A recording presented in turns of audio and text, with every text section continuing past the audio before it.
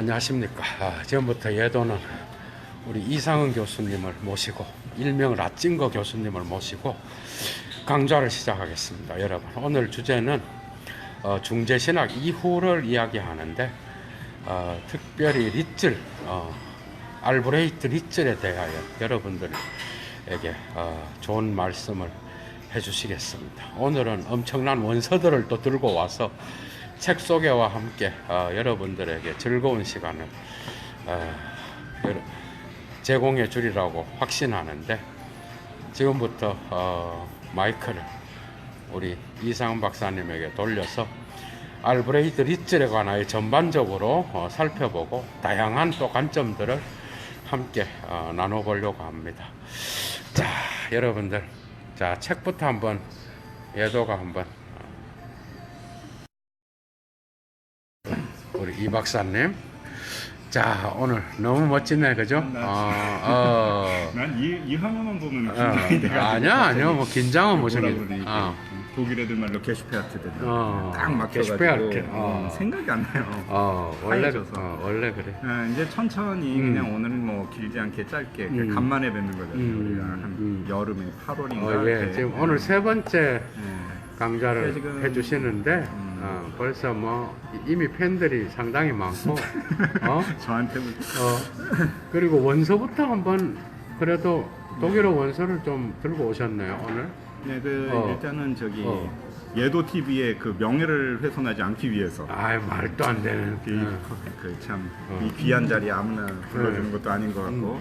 그래서 저 막 머릿속에서 나오는 걸로 이렇게 풀어나가는 것보다는 그냥 약간 좀 직물적으로 독일 애들 말대로 좀 짜클리시하게 그렇게 좀 자료들도 좀 보고 그렇게 하는 게 좀 필요할 것 같다고 생각해가지고 이렇게 좀 나왔고요. 좀 자연스럽게 얘기할게요. 자연스럽게.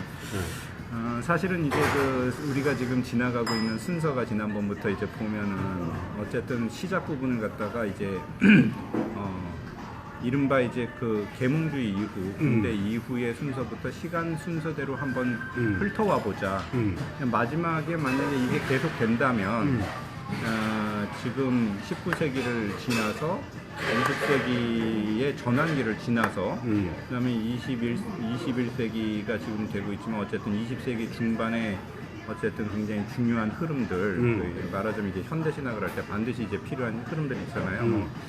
보통 이제 1920년대 그 변증법적 신학이라고 하는 시대와 그다음에 그 칼바르트를 중심으로 한다면 이제 30년대 이후에 교회교의학 시대, 그다음에 적어도 50년대까지 흘러가는 그 시대까지 한번 일별을 다 해보는 게 좋을 것 같고.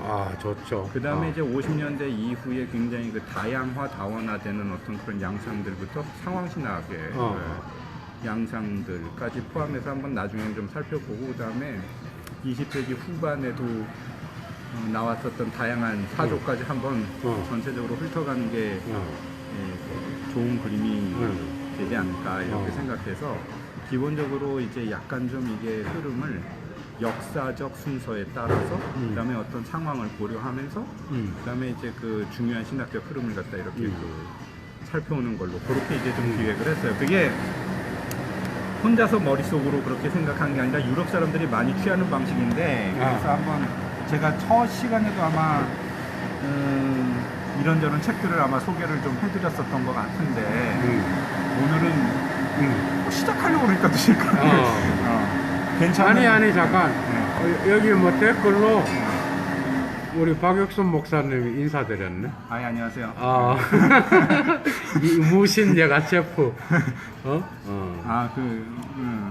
무신예가 셰프가 박박사님입니까? 그러시구나.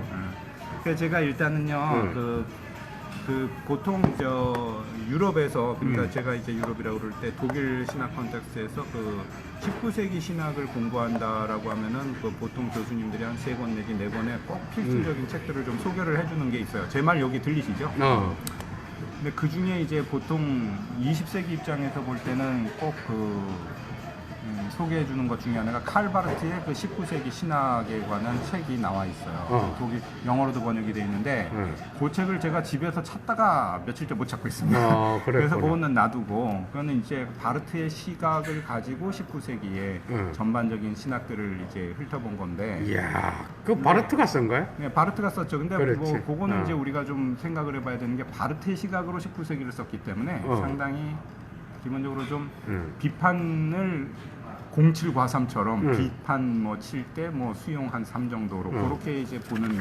텍스트예요. 근데 물론 이제 칼 바르트가 기본적으로 오늘 이따 얘기하겠지만 비렐름 헤르만의 제자 아닙니까?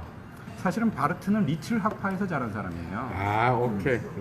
그걸 우리가 생각을 해야 된다 보니까 바르트와 리츠 학파 사이에서는 불연속성이 더 강하냐 아니면 연속성이 이야기가 될 수 있느냐라고 얘기할 때 분명히 불연속이 강하죠. 그러니까 바르트가 이제 얘기가 나오지만 그러나 리츠 학파가 없이 바르트의 신학이 형성되기는 굉장히 어려웠을 것이다. 그렇지. 용어나 개념이나 이런 부분에 대해서 우리가 좀 생각을 하고 넘어가야 되지 않겠냐 생각을 하고요. 바르트 같은 경우에는 조금 이제 핀트에서 벗어난 얘기긴 하지만은 이제 19세기 신학에 대해서 몇 차례 강의를 해요. 1924년에 괴팅겐 대학교에 있을 때 강의를 합니다. 이 개혁신학 저기 강좌를 하는 가운데 강좌의 제목이 이제 뭐 사실은 이제 슐라이어마커에서 리첼까지였어요. 폰 슐라이어마커 리첼까지. 리첼이라고 해가지고 그 길지 않은 강연을 했는데 그걸 계속 발전시켜 이 사람이 이분이 27년 1927년에 민스터에서 한 번 더 해요. 같은 강좌를 같은 아니면? 강좌인데 살을 계속 붙여나가는 거죠. 나중에 바르트 얘기할 때도 한번 좀 얘기를 해야 되겠지만 바르트의 텍스트들이 하늘에서 바로 떨어지는 경우는 많지 않아요. 그러니까 수십 년에 걸친 강의록이 계속 누적이 돼가지고 자료로 쓰인다고요. 뒤로 갈수록. 그러니까 27년에 한 번 하고 그다음에 나중에 본 대학교에 갔을 때 본에서 33년에 한 번 더 해요. 오케이. 근데 이제 우리가 지금 출판물로 갖고 있는 건 33년인데 거기에는 칸트, 루소, 그다음에 헤겔, 루소? 네, 루소부터 시작을 해요. 기가 차네. 루소 그다음에 칸트에 대해서 굉장히 많은 레퍼런스가 있어요. 당연하지.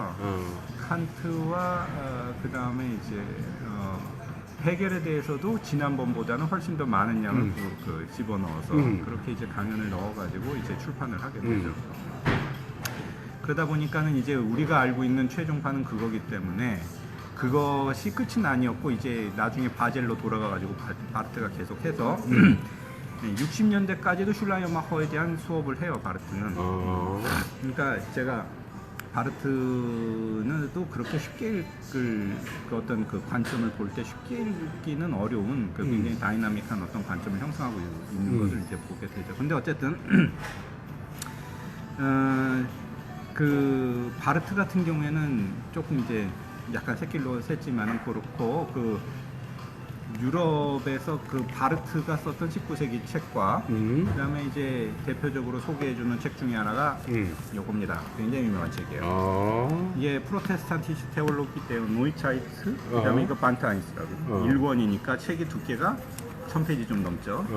요게 얀 롤스라는 분이 있었는데 이분이 뮌헨 대학교에 있던 분이에요. 지금 은퇴했다고 그래요. 근데 이분의 계보가 좀 독특한데 판넨베르크의 제자이면서 뮌헨 대학교에 있었던 분. 그런데 이분은 판넨베르크 제자 중에 좀 독특하게 리폼드 전통에 있어요. 레포미아테 전통. 그러니까 어떤 본인의 계보가 퀴리시에서 바르멘까지 이런 책이 있어요. 이분의 책이. 그러니까 어떤 그 개혁파의 전통을 가지고 있는 판넨베르크 제자.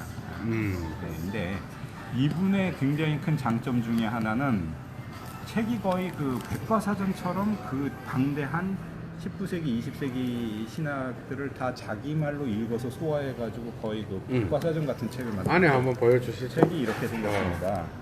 아니 세워야 돼. 그렇지. 무작위로 펴가지고. 세워갖고.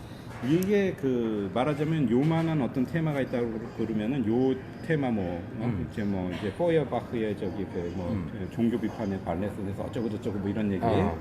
이런 것들이 여기에서 여기까지가 몇 권의 책을 아니면 최소한 한 권의 어떤 사상가의 책을 갖다 자기 말로 요약을 해가지고 다 정리하는 거예요. 이게 엄청나게 방대한 작업이거든요. 책이 한 1000페이지 정도 되는데 이게 1권이 번역 안 됐죠 아직. 이거는 제가 보건데 번역이 10년 전부터 저도 고민하던 바였는데 이거는 우리나라에서 이거를 번역했을 때 팔릴까요? 이게 왜냐면 생각보다는 한국 번역 시장이 그렇지 않다는 거. 그렇지. 그다음에 이게 유럽 책으로 볼 땐 이렇게 생겼는데 이거 번역해 놓으면 틀림없이 책이 2000페이지. 양도 많아지고. 근데 아무튼 제가 이게 참 아깝다라고 생각하는 책 중에 하나인데 정말 내용으로는 좋은 책입니다. 근데 이게 1권은 이제 대략 이제 그 말하자면은 이제 루터 튜빙글리 멜랑톤 칼빈부터 시작해갖고 앞부분 그 다음에 이제 그 계몽주의와 낭만주의가 어떻게 넘어가느냐 부터 시작해서 맨 마지막에 부분이 이제 그 립시우스 비더만 프라이더러까지 이제 말하자면 비스마르크 시대까지 포함하는 이제 책을 다루고 있고 2권 같은 경우에는 사실은 이제 20세기부터 시작해서 뒷부분에 뭐 몰트만, 판넨베르크 그것까지 다 다루고 있어요. 그러니까 상당히 좋은 자료들입니다. 진짜 좋은 책이네. 근데 요거를 소개를 해주시더라고요. 책을 제가 훔쳐갈 수는 없고 참. 거기 아주 좋고. 네, 그게 이제 하나고 다른 한 책은 엠마누엘 히르시의 책. 요래 채워야 돼. 이쪽으로 올려. 엠마누엘 히르시의 책인데 요거는 이제 책이 게시시대 데어 노엘은 에반겔리션 테올로기라고 해가지고 근데 개신교 신학의 에반겔리시라고 하면 복음주의라고 번역하는 것보다는 독일에서는 개신교죠. 그렇죠? 그렇지. 히르시. 그러니까 에반겔리시라면은 이제 그 개신교를 얘기하고 카톨리시는 이제 카톨릭. 요 개념에 대한 어떤 용어상의 어떤 개념사에 대해서는 뜻밖의 알리스터 맥크레스가 비교적 잘 설명을 해주고 있더라고요. 어쨌든 근대 개신교 신학의 역사예요. 근데 이제 엠마누엘 히르시는 이 책이 요것도 그 중에 한 시리즈인데 두께가 몇 페이지냐? 600페이지가 넘죠. 근데 여기는 책의 뒷부분에 보면 이제 전권에 대한 소개가 있어요.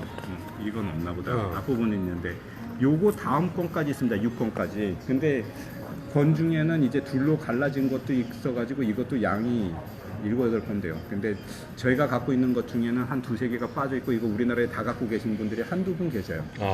그런 책이 김대진 교수님한테 물어보니까 본인은 다 갖고 계신다고 그러시더라고요. 그러니까 이게 19세기 신학을 설명하는 데 있어서는 굉장히 그 유명한 책이에요. 근데 이제 엠마누엘 히르시라는 사람이 이 양반이 이제 칼 홀의 제자죠. 칼 홀. 그 루터교 신학에. 근데 그 이분이 이제 나치 시대에 굉장히 명망이 있던 그 교회사 내지는 이제 조직 신학을 가르치시던 분이지만 이분 같은 경우에는 이제 피시테 철학에 상당히 경도된 가운데에 문화사까지 포함하는 이제 그 19세기 그 신학사를 다뤄요. 이제 엠마누엘 히르시 같은 경우에는 이제 그 어떤 문제가 있었냐면 이제 나치에 굉장히 협력을 해버린 신학자의 정형이 됐기 때문에 말년을 이분이 이제 말하자면 나치 정권이 끝나면서 이제 교수직에서 이제 축출되면서 이제 말하자면은 하이데거가 산장에 들어가가지고 말년을 보냈던 것처럼 말년이라기보다 그때 산장에 찾아오는 제자들이 굉장히 많았지만 말하자면 이제 히르시 사르트르 같은 사실은 신학자들 중에도 뭐 그럼 신학자들도 엄청 많았지. 사실은 그 하이데거에 융엘도 거기에 있었나? 그 그러니까 융엘의 그 에바트 융엘의 저기 고백을 얘기하면 에른스트 푹스가 푹스 그렇지. 푹스가 자기를 이제 하이데거에게 소개시켜 줘가지고 그 산장에 다니면서 하이데거하고 같이 책을 읽었다. 그러니까 그때 융엘은 젊었겠죠. 네, 그러니까 사실은 불트만 학파의 그 선을 이어받는 가운데서 이제 그 작업을 했었던 거죠. 거기가 프라이브로크에 있죠, 그죠? 그렇죠. 프라이브루크에서 뭐 프라이브루크라는 데가 뭐 워낙에 또 뭐 그리고 작은 도시고 하이데거가 뭐 프라이브루크 총장을 했으니까 유서 있는 대학에서 이제 철학 공부를 하시다 보니까 그건 말도 아니고 아니 뭐 그래도 그분들이 갔던 길에 그분들이 앉았던 자리에 그럼 푹스하고 또 누구죠? 에벨링은 그 하이데거랑 직접 만난 적이 있나?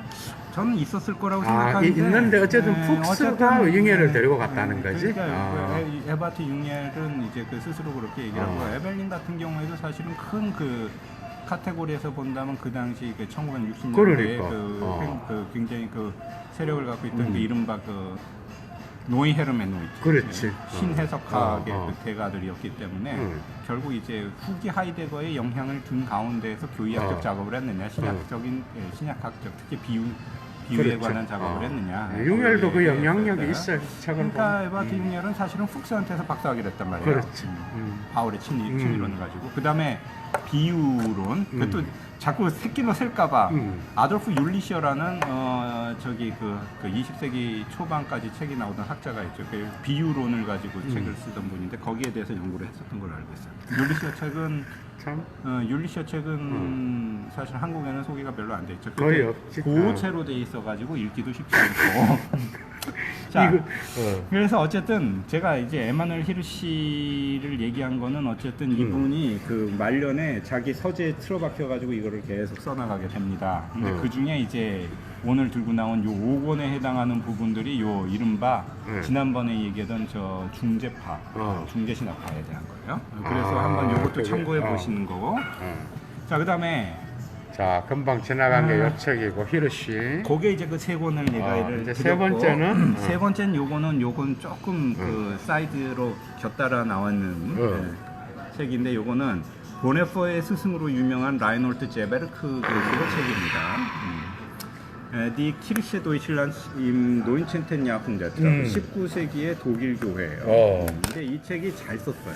이 책은 보시면은 그렇지만은 이게 이런 걸 가리켜서 프락투어체라고 그러는데 이 프락투어체가 가지고 있는 특징이 뭐냐면은 요게 요렇게 복사를 안 하고 인쇄를 한 걸로 보면 책이 참 활자가 예쁘고 눈에 잘 들어와요. 근데 이제 처음 보는 사람은 적응을 좀 해야 될 것 같네. 독일어를 만약에 보시는 분들은 요런 거를 보시는데 한 달 정도만 훈련을 하면은 요거를 뭐 어렵지 그냥 않게 읽듯이. 근데 그냥 읽어지지는 않는 어려움은 있어요. 그가 뭐냐면 우리나라도 100년 전에 쓴 책하고 지금 쓴 책하고 조금 이제 그 문체가 또 다르잖아요. 문체나 용어가. 그러니까 제가 자체도 이런 게 조금 어려운 게 뭐냐면 용어도 좀 달라지는 게 있다는 거예요. 그러니까 19세기 신학자들이 독특하게 사용하는 신학적 용어들이 있어요.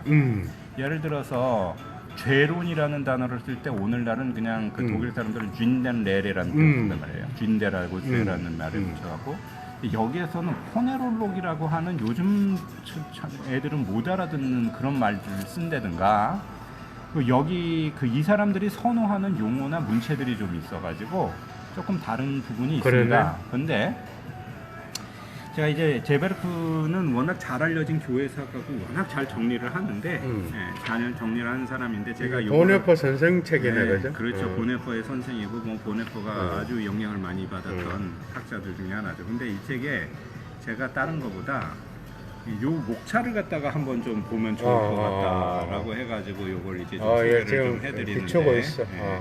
근데 이 사람의 어떤 그 목차를 보면 이 19세기를 막 지난 학자란 말이에요, 이분이. 그러니까는 누구보다도 요 시대를 잘 알고 있는 사람이에요, 그죠? 근데 이분이 이제 그 관찰하고 있는 19세기 어떤 관찰 초점이 어떻게 나누어지죠? 어떻게 나눠지느냐 여기에 대해서 우리가 조금 볼 때 그렇지, 목차를 보면 제가 왜 리츠를 얘기하면서 이 얘기를 하냐면 이 리츠라고 가장 어떻게 생각하면은 직접 그 학파하고 닿아 있는 영양사 가운데서 쓰여진 텍스트라고 보이는 그런 걸 이제 좀 보여주기 위해서 그걸 이제 얘기하는 겁니다. 일단은 크게 봐서 이제 리플릭 아프 디 에어스테 헬프트 데스 노인첸텐 야군데 그러니까 19세기 전반부에 대한 어떤 그 뭐랄까 이제 리플릭이다 회고랄까 시각이랄까 그다음에 계몽주의 그다음에 옛 신앙 그리고 이제 그 근대의 어떤 질문 이렇게 이제 시작을 한단 말이죠. 그리고 몇 가지 중요한 초점이 있어요.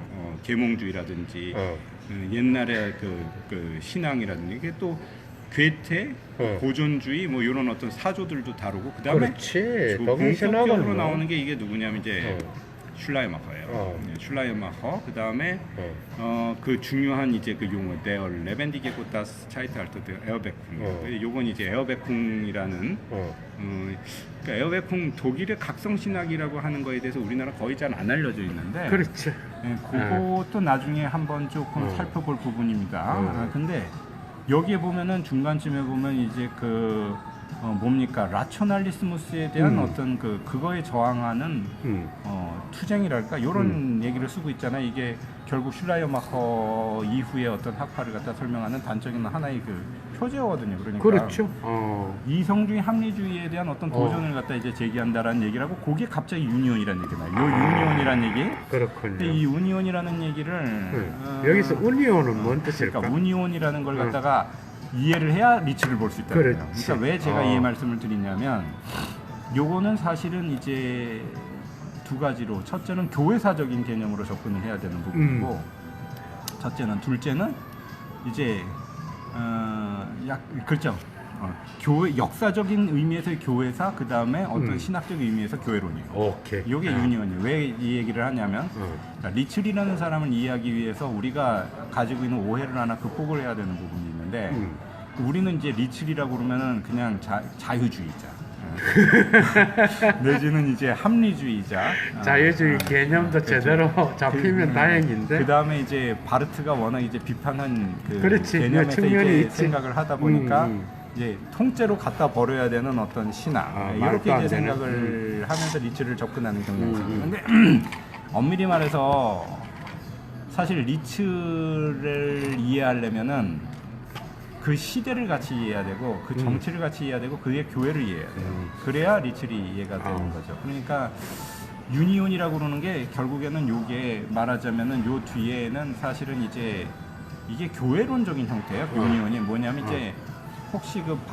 칼 바르트의 신학 전기를 읽다 보면 에바르트 불씨가 쓴 1934년 바르멘 신학 선언을 할 때에 세 군데의 어떤 그 교단에서 나와갖고 대표자들이 바르멘 신학 선언을 썼다는 얘기가 나와요. 그 중에 하나가 자기가 개혁파의 대표고 그 다음에 루터란의 대표가 있었고 연합교회의 대표가 있었다. 요 얘기를 한단 말이에요. 그 연합교회가 요 운이온이에요. 근데 이 운이온이라는 교회 형태는 아주 단순히 얘기하면 지금도 이어지고 있는 형태입니다. 슐라이어마허를 중심으로 이것이 창안이 돼요. 그러니까 교회를 그 역사적인 의미에서 본다면은 리츠를 이해하기 위해서 반드시 우리가 같이 이해하고 있어야 되는 게 비스마르크의 독일 통일이거든요. 그러니까 비스마르크가 독일 통일을 갖다가 한 게 대략 한 1861년에서 71년 사이에 일어난 한 10년간의 사건이라고 이제 보여집니다. 근데 리츠리 가장 활발하게 활동을 하는 것이 대략 1870년대 전후예요. 그러니까 이 사람 1822년에 태어났어요. 그러니까 50살 정도가 됐을 때 굉장히 활발하게 이제 움직이기 시작을 했다는 얘기인데 리츠를 어떤 의미에서 독일을 대표하는 신학자가 될 수 있었던가? 그러니까 말하자면은 이 비스마르크라는 사람과 그것을 기준으로 한 독일의 국가 통일, 그 다음에 그 국가 통일에 필요했던 어떤 국가교회 체제, 그 다음에 그런 것을 대표하는 것으로서의 유니온 교회, 요것이 맞아 떨어지고 말하자면 리츠는 유니온 교회 신학자예요. 그리고 이제 신학적인 의미에서 보면은 그 시대를 대표하는 어떤 사조가 몰려들어서 이 사람한테서 정점이 일어나요. 그러니까 뭐라고 얘기하냐면 제가 아까 소개하다 말았지만 요거는 이제 좀 카피본이라서 보여주기 뭐하지만 미국 학자가 쓴 책 중엔 제일 나은 책이 클로드 웰치가 쓴 19세기 신학사입니다. 근데 이분이 요거를 두 번째 책을 쓰면서는 1870년대부터 다루는데 역시 첫 번째 연계 리츠리예요. 근데 제가 미국의 클로드 웰치가 이 사람이 아마 그 버클리였던가? 그러니까 그 GPU 그쪽이었었던 걸로 알고 있는데 지금 돌아가셨나? 요건 예일 대학교 출판부에서 나온 책이었거든요. 근데 그 이분이 리츠를 파악하는 서문을 보니까 굉장히 정확하게 파악하고 있어요. 제가 어떻게 뭐가 정확하냐면 일단 리츠는 중재 신학의 신학자예요. 그러니까 리츠를 이해하기 위해서는 유니온 교회와 중재 신학이라고 그러는 것이 가장 기본이 돼 있다는 한 가지 질문이 있어. 슐라이어마허를 레포마티슈라고 하잖아, 그죠? 예. 그런데 유니온과 레포마티슈의 차이가 뭐죠? 레폼 여태 얘기하시는 거죠? 레폼 개혁파죠. 그렇죠. 슐라이어마허는 개혁파인데 유니온 교회는 아주 쉽게 얘기해서 이렇게 말씀드릴게요. 유니온 교회는 어떻게 보면은 이제 19세기 초반에 독일에서 주로 이제 프로시아, 프로이센이죠. 중심으로. 사실은 베를린에서 활동했던 대표적인 신학자가 이제 슐라이어마허거든요. 그러니까 슐라이어마허가 의도적으로 교파를 초월해가지고 하나의 개신교의 연합교회를 만들었거든요. 그러니까 그게 가장 중요한 아. 두 개의 교파를 합치는 부분을 가장 중요한 그 당시에 그 두 개 고려해야 되는 교파가 개혁파와 루터파였어요. 근데 그러니까. 그래서 이 루터파와 개혁파를 갖다가 의도적으로 아울러서 하나의 국가 안에서의 사회교회로 이제 만드는 거예요. 그리고 그거를 이제 지지해 줬던 게 결국엔 나중에 그 시스템을 가장 확실하게 지지해 줬던 게 누구냐면 비스마르크예요. 아, 이해가 됐어요. 그리고 이제 오케이. 그래서 그러면 운ion이 독일 토양적인 거라고 봐야 되네. 그러니까 이 운ion을 이해해야 좀 독일 교회를 이해할 수 있을 것 같아요. 그러니까 왜 그 얘기를 하냐면 여기 슈타츠 키르시아가 발생한 동력도 되네. 그러니까 슈타츠키르시라고 슈타틀리시아 키르시라고 하는 슈타틀리시아 키르시라고 하는 것 자체가 우리나라 개념에서는 이해가 잘 안 되는 개념이잖아요. 근데 사실은 이제 이 제베르크 책을 봐도 무슨 얘기를 하냐면 이 19세기가 시작되기 전까지만 하더라도 어떤 분위기였냐면 교회가 의외로 무너지고 있는 시스템이었다는 거예요. 그 당시에 독일이 낭만주의보다 이제 그 계몽주의의 물결이 쫙 들어오고 그다음에 이성주의, 합리주의 이제는 종교는 끝났다 일반 종교학으로 가고 종교개혁 200주년 뭐 300주년 이렇게 기념 행사를 하는데 관심도 없고 썰렁하고 완전히 그 종교가 죽어 있는 것 같은 그런 이제 사회 가운데서 사실은 슐라이어마커가 나오는 거란 말이죠. 그러니까 우리가 생각하는 것보다 슐라이어마커는 훨씬 위대한 인물이에요. 그럼 한국에서 너무 쉽게 그냥 책도 그런데 여기 이제 바르트 영향도 있고. 근데 제가 바르트가 60년대까지 슐라이어마커를 수업을 했다고 그러지만은 그때 이제 제가 드레베스 박사라고 바르트 아르히브의 연구 소장이었대요. 지금 은퇴하셨지만 운 좋게도 내가 그 강의를 드렸다 그 얘기를 하시면서 그분이 에바트 6년 제자였거든요. 내가 알기로. 근데 이제 드레베스 박사 우리가 보통 알기로는 바르트가 그 60년대에는 이제 돌아가실 때 다 됐을 텐데 슐라이어마커에 대해서 상당히 좀 그 이후로는 비판 일세가 아니었을까라고 생각하는데 아니라고. 비판은 안 했지 후기로 가면서. 오히려 자기가 볼 때는 그런 것도 있었지만 굉장히 존경의 말을 가지고 이제 수업을 했었다는 얘기를 합니다. 자 지금 그 얘기는 이제 잠깐 넘어가고요. 이 연합교회라는 것이 이제 어쨌든 독특하네. 이기상 선생님까지 들어오셨다가 나가셨네. 참네. 연합교회라는 게 어쨌든 제가 좀 간단히 이제 말씀을 드리면은 이제 그 형태를 갖다가 국가가 의도적으로 이렇게 조직을 해가지고 이렇게 형성을 하는 교회 체계가 되다 보니까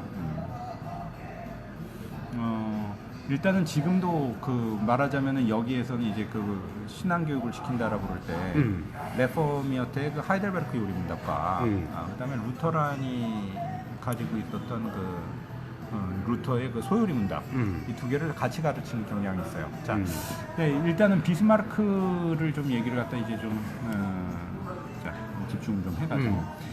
이게 유니온 교회를 이해하려면 독일이 갖고 있는 독특한 교회적 토양을 좀 이해하려고 그러는데 이 유니온 교회를 처음에 세울 때 제일 반대했던 그룹이 누구냐면 이른바 골수 루터파예요. 근데 재밌는 게 뭐냐면은 골수 루터파는 독일에서 배제 대상이에요. 그러니까 우리는 독일 교회를 루터의 교회라고 생각을 하는데 생각보다 골수 루터파는 배제가 돼요. 그러니까 독일 중심 이제 토양이라는 것 자체가 극단적인 어떤 교파주의를 배제하면서 어떻게 하면 이렇게 적당하게 이제 에큐메니컬하게 화해하면서 이제 가지고 나갈 수 있냐 이런 것들을 좀 중시하는 경향이 있단 말이죠. 그러니까 이런 게 적어도 사람들 얘기는 이제 아우구스부르크 신앙 고백 때라든지 아니면은 그 이후에 하이델베르크 요리문답을 작성할 때도 사실은 골수 루터파는 배제하는 가운데에서 상당히 멜랑히턴과 칼빈파의 어떤 뭐랄까 대화 가운데서 어느 정도 이루어졌다라는 견해들이 많거든요. 19세기 독일의 어떤 흐름들을 보면은 굉장히 화평주의적인 경향을 가지고 일단은 요 형성이 되는 분위기가 유니온 교회를 지배하고 그때 굉장히 반대를 하던 이제 골수 루터파는 국가에 의해서 오히려 깜빵 가요. 그럼 왜 보면 비스마르크는 아니 비스마르크 이전의 일이었는데 비스마르크가 등장하기 이전에 요게 이제 초기에 이렇게 형성이 될 때 아주 골수파들은 차라리 너네 독일을 나가라. 그래가지고 그 사람들을 샤이벨이라든지 이런 사람들이 이제 주장할 때 그 사람들이 이제 깜빵에 보낸다든가 아니면 독일을 떠나갖고 미국에 가서 정착을 많이 했어요. 골수파들은. 그 이제 안에 있는 사람들은 적당히 이제 말하자면 같이 갈 수 있는 사람들이 남은 거죠. 자, 어쨌든 이제 유니온 교회의 대표자가 그 말하자면은 이제 유니온 교회라는 것이 이제 19세기 초반에 형성이 되는데 이 유니온 교회가 조만간에 누구의 놀이터가 되냐면 이제 슐라이어마흐의 영향을 받았던 중재학파의 놀이터가 돼요. 그러니까 이 사람들이 유니온 교회를 갖다 이렇게 그 형성하고 끌고 나가는 것이 이제 중심이 되면서 그 사람, 자 제가 이제 리츠를 얘기하기 위해서 이 얘기를 하는 겁니다. 리츠는 유니온 교회 사람이에요. 교회 자체가 유니온 교회 사람이고 또 하나 그 다음에 이 리츠리 이제 초기에 공부를 하기 시작할 때 이 사람 베를린 출신인데 베를린이라는 지역 자체가 유니온의 턴마당이고 그 다음에 이제 이분의 아버지가 목사였어요. 근데 이분이 이제 공부를 할 때 이분이 공부했던 선생들이 다 핵심 중재신학자들이었어요. 그러니까 칼 임마누엘 니치로부터 공부를 하고 니체가 아니라 니치라는 니치. 사람이죠. 니치 또 중요한 사람이죠. 그 다음에 아까 니치를 나는 니체로 잠깐 봤어. 깜짝 놀랐네. 뭐 니체는 한참 뒤에 나오니까. 그러니까. 그다음에 그 지난번에 얘기했었던 그 로테, 리샤르트 로테라는 사람이죠. 하이델베르크에 가서 로테한테서 또 공부를 하고요.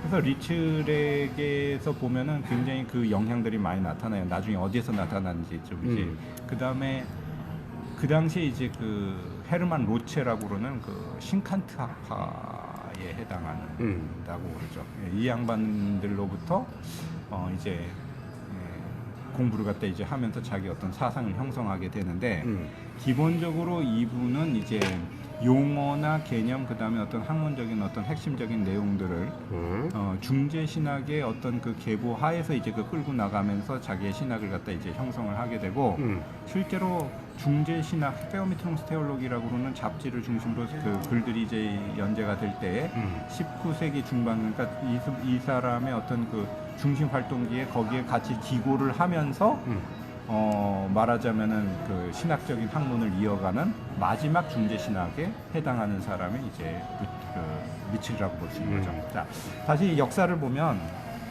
1800년대 초반에 말하자면 이제 그 헤겔과 슐라이어마허 그다음에 거기로부터 딱 100년이 지나고 나서 1914년을 중심으로 해가지고 1차 세계대전이 일어난 다음에 이제 그 이후에 이제 그 말하자면 바르트가 이제 등장하기 시작한다면 거기에 딱 중간, 딱 절반 중간에 해당하는 사람이 누구냐면 리츠.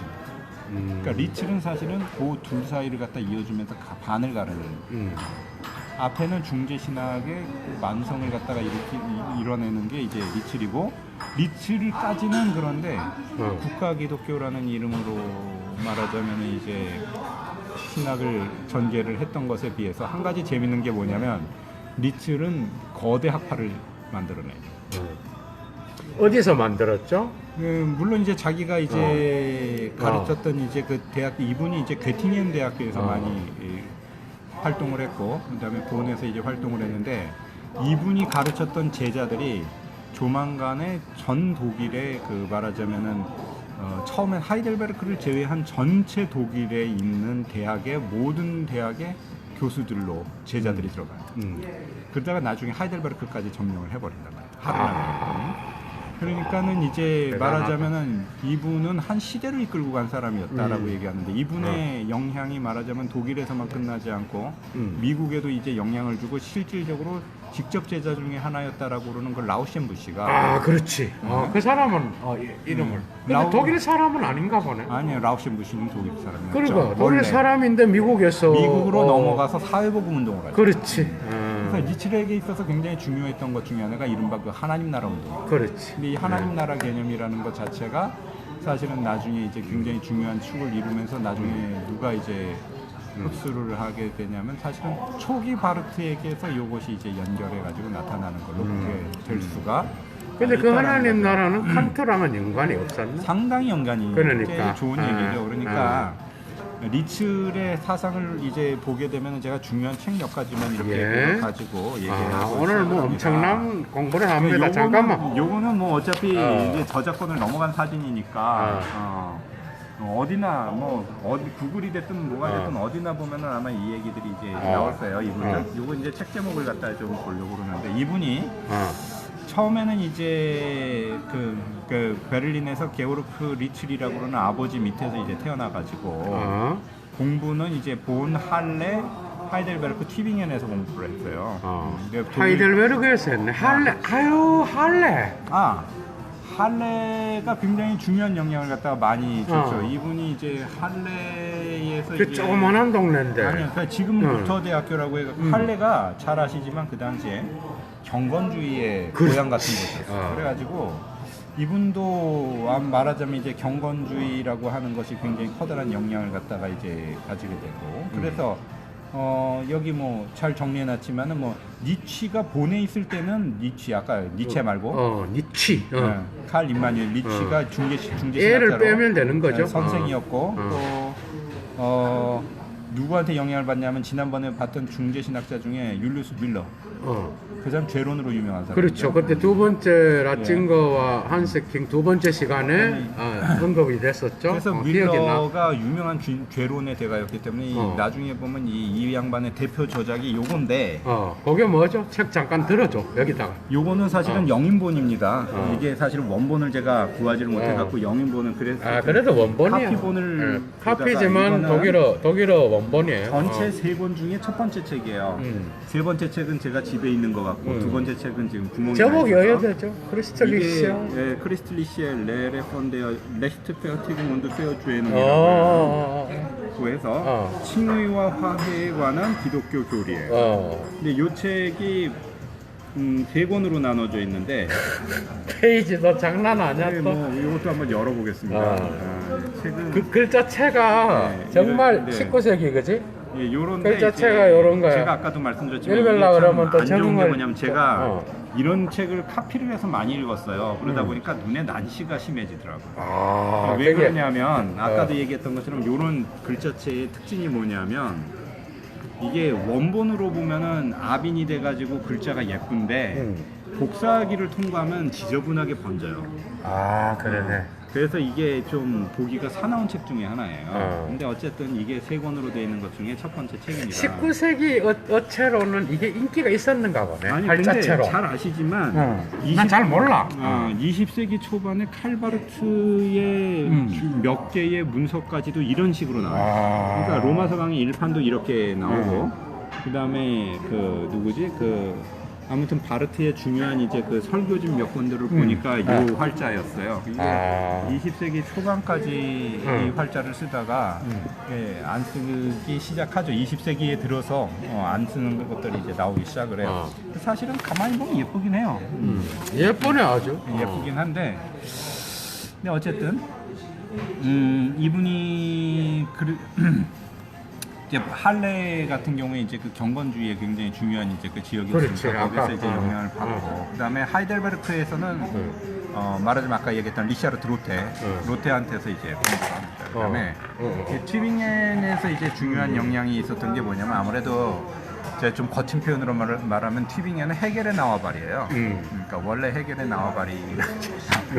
네, 그러다 보니까 이제 튜빙겐에서 누구한테 영향을 갖다 이제 받게 되냐면은 이제 샬러라는 사람하고 에어트만이라는 사람을 통해서도 영향을 받지만 그 당시에 그 튜빙겐에서 굉장히 큰 영향을 주고 있었던 어떤 그 입장이 뭐냐면 페르디난트 바우어라고 그러는 무슨 뭐 페르디난트 바우어라고 헤겔 좌파도 바우어가 있잖아. 근데 그게 이 사람인가? 아니지. 헤겔 좌파라고 얘기하기는 어렵고 좌파는 아니죠. 아니 그게 좌파의 바우어가 있었다고. 그 바우어 말고 그 사람은 그거 아니잖아, 그지? 그 사람은 브루노 바우어. 지금 여기는 신학자 바우어라는 거지. 그 사람은 브루노 바우어고 신학자 그 페르디난트 바우어가 그 예수 연구로 유명했었대요. 그렇지 그 당시에 그 예수 맞아. 그 바우어 얘기하는 거예요. 근데 그 바우어가 가지고 있었던 그 예수론이 결국에는 헤겔 철학적인 구도를 가지고 말하자면은 그 예수가 역사적인 그 말하자면은 발전과 그 절대 정신의 어떤 발현과 예수를 갖다 결합시켜서 설명하는 방식이었어요. 그러니까 초기에는 말하자면은 그 영향 가운데서 이제 그 해겔 철학적 영향을 굉장히 강하게 가지고 있으면서 역사적 예술을 연구하면서 신학적인 관심을 가지고 신학을 갖다가 하면서 신학 저작을 내놔요. 그 책에 그래서 초기 1845년 23살 때 내놓은 책 제목이 뭐냐면 Das Evangelium Marcions und das Kanonische Evangelium des Lukas라고 해요. 마르시온의 복음과 마르시온이 나오는 거다. 요거는 사실 개념 정도예요. 마르시온의 개념과 이제 누가의 정경 복음. 그럼 초기에는 사실은 기본적으로는 어떤 그 바워를 통한 해결적인 개념도 많이 갖고 있고 마르시온도 적당히 섞고. 그래서 마르시온이 그 복음 형성에 굉장히 큰 영향을 줬다라는 식의 어떤 내용을 내놓으면서 시작을 해요, 이 양반이. 근데 재밌는 게 뭐냐면 이 중재 신학이 대부분 그렇지만은 해겔과 슐라이어마커 사이에서 좀 줄타기를 하는 게 중재 신학인데 그들 중에 적지 않은 사람은 슐라이어마커 쪽으로 좀 쏠린 사람들이 있고 해겔 쪽으로 좀 쏠린 사람들이 있는 반면에 이 양반 처음에 해겔 쪽으로 시작을 하다가 리틀이 조금 조만간에 지나가다가 해겔을 버려요. 상당히 해겔을 비판하고 누구 쪽으로 이제 돌기 시작을 하냐면은 이제 칸트 쪽으로 돌아요. 슐라이어마커와 칸트를 돌아요. 근데 우리가 첫 번째 우리가 그 얘기를 했었던 것 같지만은 슐라이어마커의 사상을 보면 굉장히 칸트에 가깝게 형성이 돼 있거든요. 그러니까 사실은 이분 같은 경우에도 이제 그 사상을 전개하면서 이제 그 칸트 쪽으로 상당히 돌면서 해겔은 굉장히 비판적인 입장. 그러니까 어떻게 생각하면 19세기 중반에 학문적 체계를 갖다가 칸트, 슐라이어마커, 리첼로 이어지는 그 선으로 이렇게 형성을 하는 물꼬를 떴던 게 하나의 그 리첼의 어떤 중요한 이제 그 흐름 중에 하나라고 이제 보입니다. 그 다음에 이제 1847년 그러니까 불과 한 2년 뒤에 고대 카톨릭 교회의 형성이라고 그러는 이런 책, Die Entstehung der Katholischen Kirche라는 요거를 이제 쓰면서 초기 교회의 그 교리들이 어떻게 형성에 대한 것들에 대해서 이렇게 좀 관심을 가지고 교리학적인 어떤 관심으로 이렇게 조금 전개가 돼요. 그러다가 1850년대 후반부터는 전형적인 칸트와 슐라이어마커를 쫓아가는 입장에서 학문을 갖다 이렇게 전개하게 됩니다. 그러다가 결국 나중에 이제 그 결정적으로 이제 그 대표작으로 내놓게 된 것이 바로 이 책이었던 거죠. 아까 전에 이거는 50살이 다 돼가지고 칭의와 화해에 대한 기독교 교리라고 하는 이 책을 갖다 이제 세 권짜리. 네, 세 권짜리인데 근데 이 요거를 쓰고 나서 이제 그 이후에 한 2개 정도의 또 대표작이 있는데 하나는 이제 경건주의의 역사라고 하는 Die Geschichte des Pietismus라고 거의 죽을 때 다 돼가지고 쓴 책이 하나 있고 그 다음에 이제 이분이 그 후반기로 들으면 메타피직 비판을 상당히 많이 하죠. 메타피직 비판이라고 할 때에 그것도 칸트의 영향인가? 포스트 그 이분은 이제 칸트의 영향을 받으면서 칸트를 자꾸 넘어가려고 하는 경향을 가지고 있었어요. 근데 이제 큰 도식을 보면 뭐 넘어섰다고 보긴 어렵고. 그거는 뭐 그렇게 얘기할 수 있겠죠.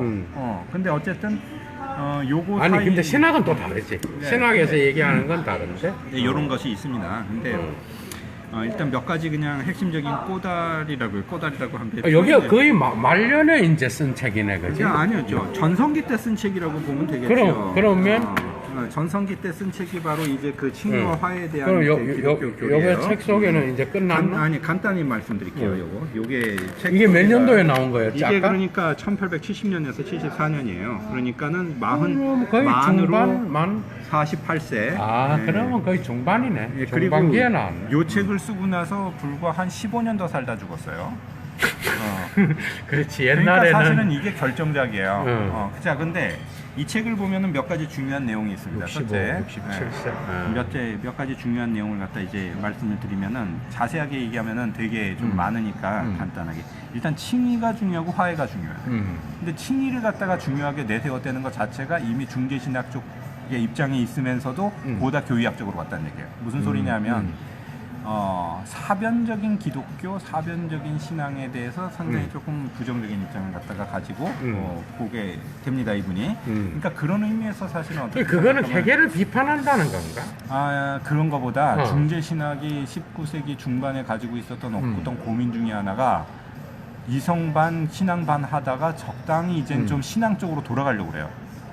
아, 그게 경건적 영향이 있나? 그런 것도 있죠. 각성운동의 영향도 있다고요, 이 양반에. 그 에얼베콘과 피에티스무스는 다른 건가요? 피에티스무스라고 할 때는 우리 역사적인 안에 개념이고, 들어가는 건가? 그다음에 에어베콩이라고 그럴 때는 독일의 에어베콩은 사실은 이제 그 19세기 중반에 이제 에얼랑엔이라든지 이런 쪽에 톨로부터 시작해갖고 독일식 각성운동이 다시 올라와요. 근데 그게 피에티스무스하고 전혀 상관이 없는 건 아니고, 물론 이제 독일 그게 사람들이 우리나라 부흥운동하고는 다르죠. 우리나라 미국의 대각성 부흥운동하고도 좀 달라요. 그렇지. 왜냐하면 뭐 비슷한- 빌리 그리암이나 뭐 아니 그거보다 19세기의 유럽에서는 대각성 미국에선 대각성 부흥운동이 막 으쌰으쌰하면서 모디? 일어나잖아요. 모디. 모디뿐만 아니라. 어. 근데 그거하고는 조금 다르게 약간 좀 그 독일 스타일의 각성을 해요. 근데 사실은 우리가 함부로 얘기하기는 뭐하지만은 미국처럼 으쌰으쌰하는 분위기가 아니었다고 그래도 독일에서는 묘하게 그 경건주의적인 분위기가 계속 갖고 오는 불씨같이 갖고 오는 게 있었거든요. 자연과도 연관이 있나요? 물론 자연 얘기 굉장히 많이 합니다. 나토 운트라고 어. 해가지고 왜 그 얘기를 하냐면 이제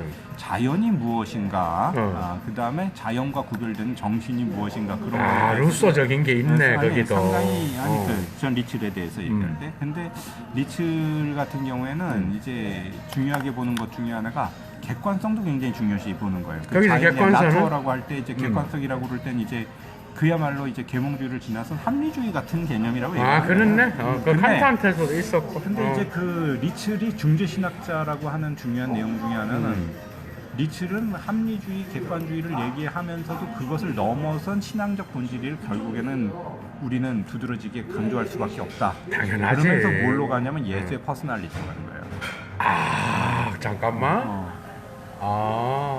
그래서 그게 오히려- 합리주의를 넘어서는 그거를 예수의 인격과 연관시켰다는 거죠. 그렇죠. 그래서 크게 볼 때는 이분 같은 경우에는 이제 합리주의를 무시하지는 않지만 합리주의를 넘어서 우리는 신앙적인 의미에서 예수의 인격과 예수의 계시, 오펜바룽이라고 부르는 거. 그럼 그게 우리의 삶의 행위와도 연관되나요?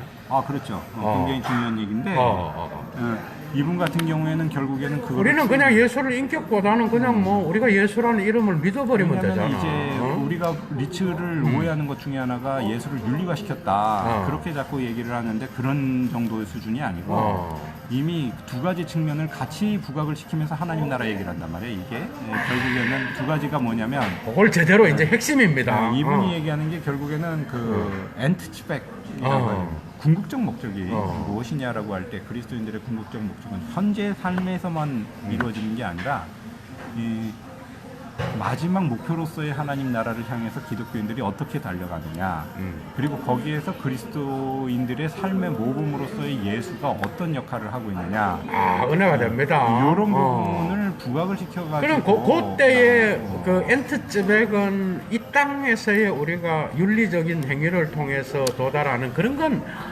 그게 아니고 좀 어려운 부분이 있어요. 왜 어려운 부분이 있냐면 따지고 보면은 이제 사실은 이분이 칸트의 영향을 많이 받았다라고 하는 부분이 이거거든요. 그러니까 지난번에도 말씀드렸지만 칸트 같은 경우에도 사실은 인간의 어떤 보편성을 얘기한단 말이에요. 당연하지.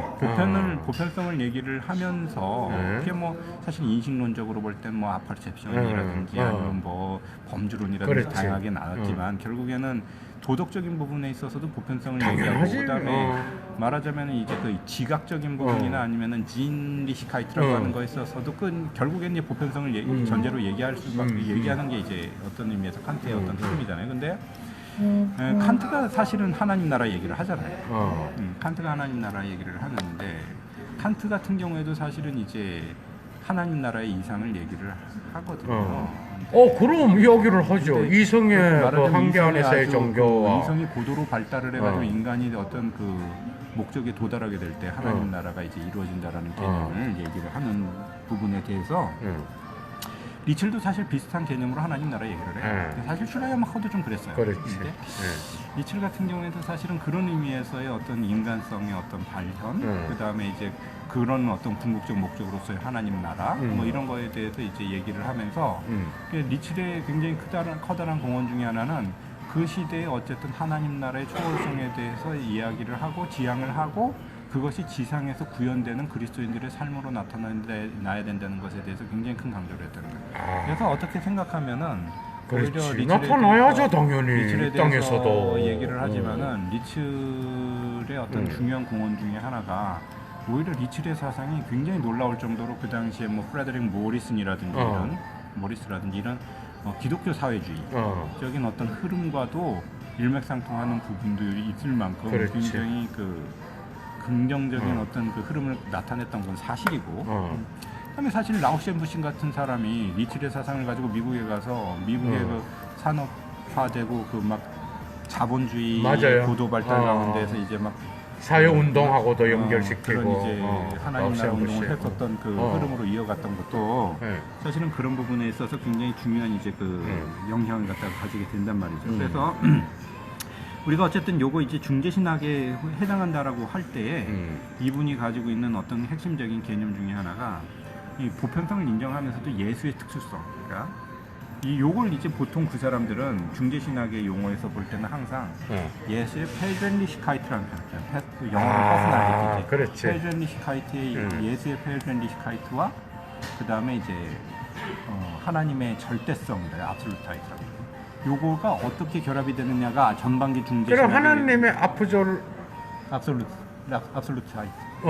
압솔루트 하이트랑 네. 그 예수의 벨제니카이트가 그럼 개별성이고 하나님의 압솔루트 하이트가 보편성으로 봐야 되는 아니, 거예요? 그건 전반기에는 그게 강조였다면. 그게 아까 보편성과 개별성을 만난다 그랬으니까 내가 그래서 질문한 거고. 맞는 말씀인데 전반기엔 그게 좀 강조였다면 이제 리츠렉에 있어서는 예수의 퍼스널리티, 페르전리시카이트와 그다음에 이제 어떤 이런 이제 보편성, 객관성이 어떻게 조화를 이룰 수 있느냐, 이게 중요한 부분이 되는 거죠. 자, 여기서 하나 좀 건너가야 되는 게 그 하나의 중요하게 이분이 이제 강조했던 것 중에 하나가 이것도 약간 좀 칸트스러운 그 공동체. 그러니까 예수의 부름을 받고 기독교인으로서 그 말하자면 세워져 있는 공동체 안에서 이제 그 받아들여지는 어떤 이제 그 실현 이런 것들이 굉장히 중요한 이제 그 하나의 요소가 돼가지고 이런 그 말하자면 이제 거듭남이나 삶이라든지 아니면 이런 모든 것들이 혼자 좋아하는 게 아니라 이 공동체적인 기반을 가지고 어떻게 이런 것들이 실현이 되어 나갈 것이냐, 이런 좋네요. 부분에 대해서 굉장히 좀 중요하게 이제 그 봤던 그런 이제 그 입장을 거기서 갖고 공동체는 있습니다. 국가도 연결이 되나? 아니면 그냥 근데 사실은 이게 좀 어려운 게요. 지금 아니라고 얘기 못 하는 거예요. 그렇지. 왜냐하면 아니라고는 말을 왜냐하면 못 앞부분에 이 양반한테 지금 제가 이렇게 얘기하는 이런 것들이 리츠리 사실은 하루 아침에 떨어진 게 아니다라는 얘기가 제가 필요한 거죠. 왜냐하면 바르트가 리츠에 대해서 이제 뭐라고 설명하냐면 이제 클로드 웰치도 그 얘기를 하는데, 웰치가 생각할 때는 중재신학의 황제 같은 왕자, 그냥 이삭 아우구스트 도너라고 얘기를 합니다. 오히려 도너다. 네. 근데 제가 보건데 그건 웰치의 독특한 발견이에요. 사실은 도너는 바르트는 뭐라고 평가를 하냐면 도너와 리츠의 사상은 너무 닮았다. 오히려. 네, 그래서 도너가 말하자면 상당히 큰 가능성을 가지고 있음에도 불구하고 빨리 사라진 이유 중에 하나가 바로 이 뒤에 이어진 리츠리 비슷한 얘기를 하면서 더 확산을 시켰기 때문에 리츠에게 완전히 삼켜져. 그렇지. 그러니까 이해가 사실은 됐어. 리츠의 어떤 용어나 개념들을 이렇게 쭉 보다 보면은 놀라울 정도로 다 비슷하거든요. 그러니까 사실 이 사람이 쓰고 있는 예수의 인격성, 예수의 도덕성, 모범으로서의 예수, 그다음에 부름받은 공동체로서의 기독교인들, 그리고 인간의 어떤 목표로서의 하나님 나라의 뭐 이런 것들이, 하나님 나라라는 개념은 오히려 도너보다는 로테한테서 갖고 왔다고 생각해요. 그렇지. 그러니까 이 사람이 그 앞 단계에 있었던 중재신학을 완성시키는 단계예요. 이게 여기에서 말하자면 독일의 국가 기독교적, 그리고 이제 정점에 오르게 되죠. 그다음에 또 하나 이분에게 있어서 굉장히 중요한 사상 중에 하나가 하나님 나라. 그렇지. 그러니까 20세기 신학은 대부분 하나님 나라 얘기를 해요. 볼트만 책을 쓸 때마다 하나님 나라 얘기를 하고, 바르트도 하나님 나라 얘기를 하고. 근데 거기에 이제 영향이 있다 이거지? 사실은 이제 바르트의 하나님 나라로는 적어도 초기에는 놀라운 정도로 리츠에 가까워요. 근데 리츠리 하나님 나라 얘기를 할 때는 이제 사실은 이제 칭의와 화해라고 그랬어요. 이 둘 중에 어느 것이 조금 더 중점이 있을까라고 그러면은 아무래도 화해에 있다고 생각해요. 화해. 이 페어죄닝이라는 표현이 참 희한한 독일어 표현인데, 화해라는 표현은 그냥 아들로 받아준다는 뜻이에요. 그렇지. 집 나간 탕자가 들어오듯이. 근데 이제 나중에 보면은 화해는 칭의 없이 있을 수 없고 칭의는 화해 없이 있을 수 없는 양 쌍두마차 같은 이제 역할을 갖다 이제 한다라고 얘기를 하면서 그동안 이제 이 양반이 무슨 얘기를 하냐면 레스테페아티궁이라고 하는 칭의도 잘못 이해가 됐다라는 식의 어떤 개념을 얘기한단 말이에요. 칭의는 그냥 단순하게 구원받아서 천국 가는 게 아니에요. 거듭나는 거라. 거듭나면 거듭남으로써 하나님 자녀로서의 삶을 회복하면서 이 땅 가운데서 온전한 생활을 해나갈 수 있는 것이 그리스도인들의 온전한 모습이다. 그러면서 말하자면 칼빈의 삼중직 비슷한 얘기까지 해요. 아멘. 네. 그러다 보니까는 이런 것들을 재밌다. 통해 가지고 칭의라고 하는 것은 진짜 거듭난 그리스도인들이 거듭난다는 거는 그냥 번개 맞은 것처럼 막 뜨겁게 그냥 뭐 방언하고 기도하고 그냥 천국 가는 게 아니고 거듭난 그리스도인들로서의 삶이 새로워져 가지고 그것이 화해의 현실을 지상 가운데서 결국 이루어나가면서 하나님 나라를 향해서 달려가는 것에 기독교인들의 삶에 어떤 그 가치가 있다고 생각해요. 그러면서 이제 굉장히 어느 부분을 강조하냐면 결국 윤리적인 부분을 굉장히 강조하면서 윤리적 기독교 내지는 어떤 사회적 기독교의 어떤 흐름을 갖다가 강조하는 쪽으로 이렇게 쭉 나가게 되죠. 근데 그는 말은 윤리인데 그 윤리란 단어로 그걸 환원시키기는 어렵지 않나? 이 사람들이 얘기하는 에틱이라고 그러는 게 우리가 추상적 그렇지. 에틱이 아니에요. 이분이 계속 뒤에서 얘기하지만 결국엔 중요하게 하는 것 중에 하나가 메타피직 크리틱이라고. 그러니까 메타피직이 뭡니까? 라고 얘기할 때 아리스토텔레스부터 시작해가지고 그 앞단계 메타피직까지 메타피직을 갖다가 통째로 가리켜서 내가 어떤 하나의 그 관점, 총합적인 관점으로 세상을 보는 어떤 시각 같은 게 이제 메타피직이라고 이제 정의를 한단 말이에요. 근데 메타피직의 어떤 그 관점이 뭐냐 하면은 그 메타피직 속에 말하자면은 이제 구체적 현실성을 갖다가 놔두고 피해버린다라는 거예요. 근데 이런 메타피직은 기독교의 정신에 적합하지 않다. 오히려 이렇게 그런 점에서 거예요. 윤리적이다 그럴 수 근데 있겠네. 윤리적이라고 하는 거는 따지고 보면은 이제 사실은 이제 에틱은 굳이 따지면 하나의 어떤 그 목적처럼 되고 거기에 지태라고 하는 그 인륜, 도덕이라고도 하는 그렇지. 그런 것들이 계속 발현이 돼 나가면서 하나의 목적에 한목적적으로 이렇게 달려가는 이런 어떤 그림까지 그것도 닮았어 칸트를. 사실은 칸트를 안 닮았다고 본인은 얘기하지 않아요. 그래서 그런 어떤 그 개념까지 다 포함을 해가지고 전체적으로 이제 그림을 그려 나갑니다. 그리고 이런 것들을 리츠의 어떤 하나의 특징이 뭐냐면, 그 르벨치는 그런 걸 가지고 비교적 잘 정리를 했는데 윤리와 하나님 나라 운동은 굉장히 밀접한 관계를 가지고 있다는 거예요. 그렇지. 리츠로서. 그리고 이 영향은 아까도 말했던 것처럼 누구한테로 나타나냐면 바르트. 초기 바르트에게로 이어져요. 물론 아시지만 이제 그 얘기는 조금 이따 하려고 그랬는데 바르트가 아무래도 선생이 헤르만이란 말이에요. 비렐름 헤르만이 리츠의 굉장히 수제자 같은 역할을 해요. 근데 리츠의 장점이 뭐냐면은 그 당시에 유명한 사람들은 다 리츠의 제자였다는 거예요.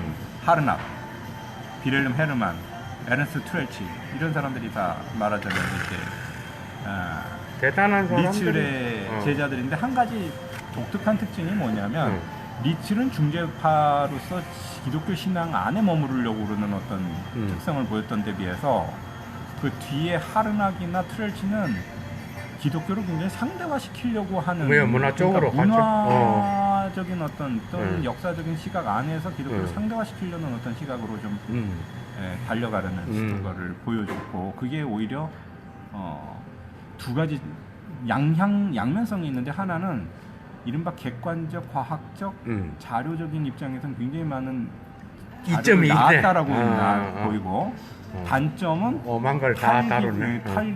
그러니까 사실은 하르낙만 하더라도 굉장히 정확한 자료적 전거들을 남겨주잖아요. 그렇지. 역사적 측면에서. 그다음에 이제 뭐 말하자면 트렐치 같은 경우에도 굉장히 객관적인 그렇죠. 비교 종교학적 관점을 제공해주고 그런 부분에서는 장점인데 근데 만약에 기독교 신앙적인 입장에서 볼 땐 탈기독교화 시키는 데 있어서 굉장히 큰 영향을 갖다가 보여준 부분으로 오히려 리츠 후기 학파, 리츠 이후는 좀 그런 식으로 한 50년이 흘러가죠. 그 다음에 비렐름 헤르만 같은 경우에는 어쨌든 리츠의 윤리학적 부분을 많이 계승을 했고 그게 이제 바르트로 넘어가는 한 가지 이건 여담이지만 헤르만 참 재밌는 사람이에요. 그러니까. 왜냐면 이제 그것도 내가 볼 때 따로 시간을 내서 해야 될 것 같아. 바르트로 넘어가기 전에. 사실은 그것도 그렇죠. 근데 헤르만 같은 경우에는 헤르만 얘기를 할 건 아니니까 그냥 한 가지 재밌는 건 헤르만 자신의 신학에 대해서는 별로 많은 관심들이 없다는 거예요. 사람 남긴 것도 별로 없고. 근데 헤르만만 하더라도 사람들이 뭐라고 평가하냐면 제가 헤르만을 따로 찾아보고 싶고 공부해보고 싶어서 이런저런 자료를 보다가 헤르만이 의외로 자기의 헤르만이 뭘 했나라는 거에 대해서는 사실 좀 약해. 거의 리츠의 반복 같은 느낌이 들어요. 근데 헤르만의 위대성은 본인 스스로를 드러내기보다 위대한 제자들을 많이 키웠다는 거예요. 그렇지. 바르트가 있네. 칼 바르트만 있는 게 아니라 바르트, 틸리시, 불트만 그 이후에 활동했던 대가들은 다 헤르만 밑에. 그게 이제 제가 볼 땐 전체적인 철학적, 신학적 사고가 뛰어났던 것 같아. 네, 잘 그래서 가르치고. 좋은 선생이었다. 그럼. 뭐 이런 어떤 그 평가를 받는 사람 중에 하나입니다. 그래서 하나는 아까 얘기했던 것처럼 윤리와 그거를 제가 볼 때 합리가 다음에 한 번 더 글쎄요. 그 헤르만에 대해서 다루면서 바르트를 하면 되겠네. 그 그지? 다음에 이제 그 슐라이어마커의 그 서브젝티비즘, 슐라이어마커가 갖고 있던 그 주관성의 어떤 특징이 여기에서는 조금 더 리츠렉에 있어서 해겔보다 드러났다라고 하는 거. 그 다음에 이제 그 미스티시즘이나 피에티즘이라는 이런 부분에 대해서는 오히려 상당히 좀 수용도 있지만 오히려 그 뭐랄까 비판적인 입장도 있었던. 무조건 받아들였겠어. 아니 그러니까 오히려 비판적. 그러니까 나중에 보면은 이제 바르트가 그 경건주의를 상당히 비판하거든요. 그러니까 바르트가 교회 교약을 쓸 때 세 가지 논적 중에 하나가 경건주의라고 얘기하는. 적지 않게는 이제 리츠의 경건주의, 그 경건 비판이라고 하는 부분도 좀 관심이 있었을 거라고 생각합니다. 그 다음에 자, 어쨌든 이제 그 기독교의 어떤 그 본질, 역사적인 사유 이런 거에 대해서 굉장히 강점이 있어서 이 책도 이제 특징이 뭐냐면 앞부분은 굉장히 그 역사적인 부분, 그러니까 고대사부터 역사적인 부분을 굉장히 많이 조명을 하고 뒤에 가서 교의적인 이야기를 하는 게 리츠라프의 특징인 것 같아요. 그러니까 뒤에 보면 하르낙도 그렇고 트렐치도 그렇고 하르낙 특히 이제 독일 신학자들의 특징이기도 하지만 판넨베르크도 그렇거든요. 그냥 막 떠드는 게 아니라 역사적 전거에 대해서 굉장히 철저하게 연구를 하고 그 다음에 이제 얘기를 합니다. 그 다음에 아까 얘기했던 그 하나님 나라 얘기, 그 다음에 중요한 얘기 중에 하나가 이제 그 뒤에 보면은 믿음과 확신, 그 믿음이라고 하는 것이 무엇인가라는 거에 대해서 이제 상당히 그 많은 얘기를 하는데 아무래도 약간 요 부분은 도너도 그렇고 리첼도 그렇고 특히 리첼에게 있어서 약간 그 루터 쪽보다는 개혁파에서 얘기하는 이제 그 의의 전가라든지 완전한 순종을 통한 그리스도의 게누쿠퉁이라는 단어를 많이 쓰거든요. 충분히 행하셨다. 충족이란 뜻이죠. 충족. 완전한 어떤 충족을 통해서 그 그를 택한 자들에게 의의 전가를 해주고 그게 이제 말하자면 칭이란 말이에요. 이런 식으로 설명하는 거는 굉장히 어떤 의미에서는 그런 맥락을 다 있다라고 이제 좀 보이고 그래서 믿음이라고 하는 것도 단순한 어떤 그 개념이 아니라 믿음은 하나님이 주신 어떤 독특한 질적인 차원에서의 그 두드러진 선물 같은 개념까지도 이렇게 얘기하는. 그러니까 기본적으로 그 슐라이어마커하고 좀 비슷하게 계몽주의 시대 나름대로 어떤 그 도덕적이고 윤리적인 차원을 강조하면서도 기독교 신앙의 독특성을 갖다 이제 좀 보존하고 얘기하려고 그랬었던 그런 이제 특성이 이제 그 말하자면 리첼의 굉장히 중요한 이제 특징이라고 보이고요. 그 다음에 이제 이런 게 전반적인 어떤 신학의 특징이라고 한다면 이게 또 그 다음에 우리가 아까도 얘기했던 것처럼 리첼의 어떤 공헌이라고 그러면 이 기독교를 사회 속의 기독교, 국가의 기독교, 문화의 기독교로 어쨌든 만들어내려고 그랬다는 거예요. 그렇지. 교회라고 하는 그 연관. 그래서 어쨌든 이제 보면은 리첼이 가지고 있는 하나의 그 장점을 얘기한다면, 그러니까 기독교를 추상적인 기독교로 만들지 않고 공적인 퍼블릭한. 그러니까 뭐 이렇게 얘기하면. 누군가는 이렇게 질문할지도 몰라요. 그게 리첼이 그런 공헌을 했다면 불과 50년 뒤에 50년 뒤에 독일 사회가 왜 기독교가 그렇게 자유주의화돼서 그 더군다나 히틀러의 등장 때 왜 교회가 사인을 했느냐 이런 식의 비판을 할 수 있을지도 모르겠는데 자 요거는 오프 더 레코드로 하면 좋겠지만 저는 조심스러운 얘기를 합니다. 근본주의 기독교는 재빨리 극우적 성향하고 결합하는 경향이 있어요. 그렇죠? 그렇죠. 그거는 괜찮고 저거는 안 괜찮고 이렇게 얘기하는 것도 좀 나치즘의 등장과 기독교가 결합한 거는 그것도 제가 그 관심 테마 중에 하나라서 좀 공부를 따로 좀 제가 하려고 볼 때 그러는데, 주제를 잡아서 그거는 그거는 강의를 하는 게 좋을 것 나중에 같고. 한번 좀 볼 테마지만 그거는 다른 어떤 병리적인 현상하고 또 결부해가지고 설명할 수 있는 부분이라고 생각이 드는데 말하자면 기독교와의 어떤 그 정치적인 그 입장과의 결합이라고 하는 거는 모든 부분에 있어서 비판적으로 봐야 될 필요가 더군다나 지금 현 시점에는 있다고 생각이 듭니다. 네. 너무 좋은 말씀이고. 근데 오늘 뭐 어쨌든 리츠 같은 경우에는 그래서 19세기 중반에 어떤 그 독일 사회 속에서의 어떤 그 나름대로 모색을 갖다가 추구했던 굉장히 중요한 역할을 했던 건 사실이에요. 그러다 보니까 제가 아까도 얘기했던 것처럼 비스마르크가 사실은 유니온 교회 사람이에요. 그리고 상당히 리츠 신학적인 사람이에요. 그러니까 비스마르크의 배경을 이루고 있었던 게 사실은 이제 요 중재 신학이에요. 그런 의미에서 말하자면 이제 중재 신학이 비스마르크 독일의 신학이 됐을 수 있죠. 아주 뭐 중요한 말씀으로 마무리를 지어 주셨는데 제가 볼 때는 예도입니다, 여러분. 오늘 엄청난 공부를 했죠. 사실은 뭐 한도 끝도 없이 이야기할 수 있지만 리틀에 관하여 전반적인 거죠. 여러분들이 뭐 기독론, 신론을 따로 나누지 않아도 강의 안에서 많은 것들을 끄집어낼 수 있고 할 수가 있는데 오늘 너무 많은 공부를 했습니다. 그리고 첫 번째, 두 번째 라틴과랑 한스킹 시리즈보다 세 번째는 너무 여유가 생기고 우리 이상훈 박사께서 강의를 너무 잘해 주셨어, 그죠? 물론 뭐 첫 번째와 두 번째는 못했다는 건 아니고 세 번째가 훨씬 더 오늘 커피숍 분위기도 상당히 조용한 곳을 우리가 구했고 그래서 참 너무 감사드리고요.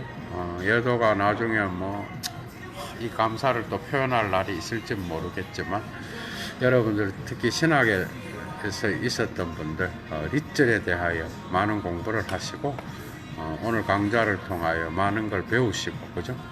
여러분들의 신학적인 삶에 또한 좋은 일이 있기를 바라고 마지막으로 우리 이상훈 박사님 세 번째 강좌, 네 번째도 제가 볼 때 방학 때 한번 더 모시고 뭐 저는 다섯 번째도 하면 좋은데 워낙 바쁜 분이라서 어떻게 될지 모르겠어요. 우리 예도TV 후원에 대해서 한 말씀 해주시고 마치겠습니다. 여러분. 제가 후원이요. 예도TV 사막의 철학자니까. 사막의 철학자. 근데 제가 뭐 다른 말씀을 드리기는 뭐하고 그냥 한마디만 드리면 예도 TV 참 좋은 유튜브 채널인데요. 그냥 듣기는 너무 아까워.